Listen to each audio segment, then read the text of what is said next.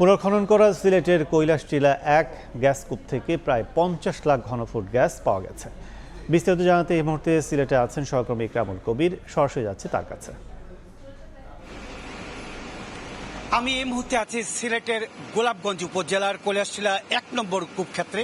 আমার পিছনেই যেই কার্যক্রম দেখা যাচ্ছে সেটা হচ্ছে কি একেবারে কূপের যে পাইপগুলো ভিতরে ঢুকে সেই পাইপগুলোই দেখা যাচ্ছে এবং সেগুলো কার্যক্রম প্রায় শেষ পর্যায়ে, কূপ খননের যে কার্যক্রম শেষ পর্যায়ে। এখন যে প্রক্রিয়াটি চলছে সেই প্রক্রিয়াটি হচ্ছে জাতীয় সঞ্চালন লাইনে গ্যাস সরবরাহের প্রক্রিয়া। এই পর্যন্ত এই কূপ সহ সিলেট গ্যাস ফিল্ড কোম্পানির ১৭টি কূপ হবে এবং ইতিমধ্যে ১৬টি কূপ থেকে প্রায় ১৩,৭০,০০,০০০ ঘনফুট গ্যাস জাতীয় সঞ্চালন লাইনে সংযোজন করা হয়েছে। এখান থেকে যদি ৫০ লাখ ঘনফুট গ্যাস জাতীয় সঞ্চালন লাইনে সরবরাহ করা হয়, তাতে করে ১৪,২০,০০,০০০ ঘনফুট গ্যাস জাতীয় সঞ্চালন লাইনে সরবরাহ করবে Sylhet gas field company Bapex. এই কূপটি খনন কাজ শুরু করে আগস্ট মাস থেকে। এর আগে এই কূপটির বেশ বড় একটি ইতিহাস আছে।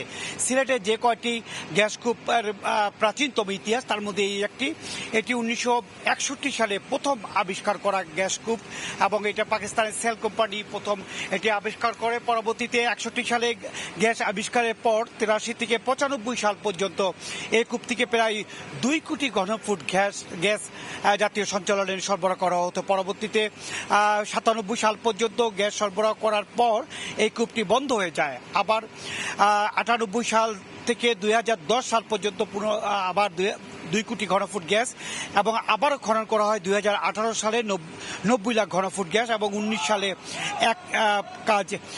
এই কূপটি বন্ধ হয়ে যায়। পরবর্তীতে এই কূপটি আবার খননের উদ্যোগ নেওয়া হয়। চলতি বছরের ১২ আগস্ট থেকে পুনরায় খননের উদ্যোগ নেওয়া হয় এবং তাতে খরচ হয়েছে ৭৩ কোটি টাকার মতন খরচ হচ্ছে এই কূপটি খননের ফলে এবং ২,২৪২ ফুট গভীরে গ্যাস পাওয়া যাচ্ছে এবং এই কূপে প্রায় ১,৬০০ টিসিএফ গ্যাস সরবরাহ আছে, এমনটি আমাদেরকে জানিয়েছে এই গ্যাস ফিল্ড কোম্পানির কর্তৃপক্ষ। মোটামুটি বলা যায় এখন থেকে প্রায় ২৪ ঘন্টার মধ্যেই এই কূপ থেকে প্রায় ৫০ লক্ষ ঘনফুট গ্যাস জাতীয় সঞ্চালন লাইনে সরবরাহ করা হবে। মোটামুটি এই ছিল কৈলাসটিলা ১ নম্বর কূপ থেকে যে জাতীয় সঞ্চালন লাইনে গ্যাস সরবরাহ করা প্রক্রিয়া চলছে তার সবশেষ খবর।